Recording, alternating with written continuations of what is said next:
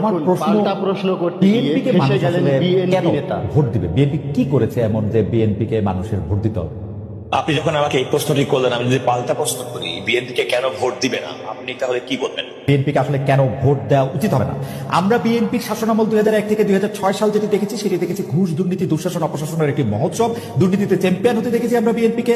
10টা কষ্টের প্রবেশ দেখেছি, বিরোধী দলের নেতার সমাবেশে গ্রেনেড হামলা দেখেছি, তত্ত্বাবধায়ক সরকার ব্যবস্থা ধ্বংস করে একজন মাত্র বিচারককে প্রধান বিচারপতি এবং তত্ত্বাবধায়ক সরকার ব্যবস্থা প্রধান রাখার জন্য সংবিধান পরিবর্তন করতে দেখেছি। আমি যদি এর পরে আসি 15 বছরের ফেসিবাদী ব্যবস্থায় বিএনপি নিজেরা কনফিউজ ছিল, জনগণকে কনফিউজ করেছে। আমি 2018 সালের ইলেকশনটাই সময় নাই, শুধু চট করে একটু বলি। 2018 সালের নির্বাচনটার মধ্যে এই নির্বাচন আনুষ্ঠানিকভাবে বর্জন তো করা হয়ই নাই।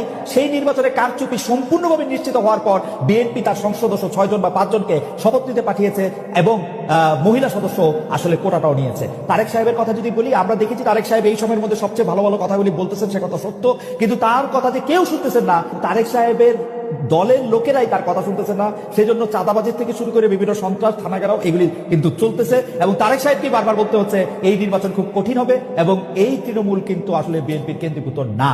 কি দরকার ছিল ভাই পাল্টা প্রশ্ন করার জন্য? এখন খাইলেন তো বাসটা।